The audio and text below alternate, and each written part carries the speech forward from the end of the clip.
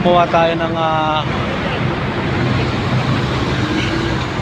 sa barangay, ano? Ako rin gumawa niyan. Pati ilaw kasama yan. Tapos gumawa tayo ng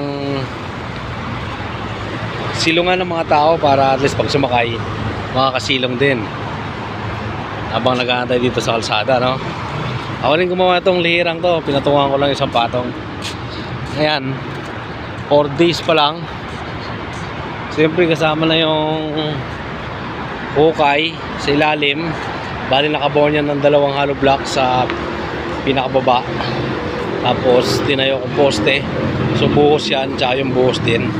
Pero buhos yan sa ilalim. Tapos tubo na D4. Ayan, ngayon katatapos ko lang ng trusses. Bububungan na natin mamaya, bukas ganun. Lalagyan pa natin ng cutter, no? Bali ganyan, gawa ng para hindi mahirapan yung maglalagay ng ano yan, board yan. Parang style sa nipa siya. Pero nandyan yung ano niya, cutter, ano. Yan o, pinipinturahan niya yung yero, ano. Para bukas kakabit na yan. Anong pangalan? Mark. Oh, yun o, Mark. Oh, ayan o. Bali yung yero na yan ang pumasok dyan, bali ano lang, 6. Ginawa ko lang 7 para malaking sanip, no? Mga tig-1 tangkal sanip. Pwede na. Bali ito yan, yan.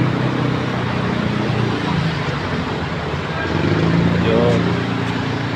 Ito papalitadahan ko pa. Hihilid. Tapos upuan to eh. Barangay Bagong Baryo. Ayan o. Caloocan 156. Ayun o.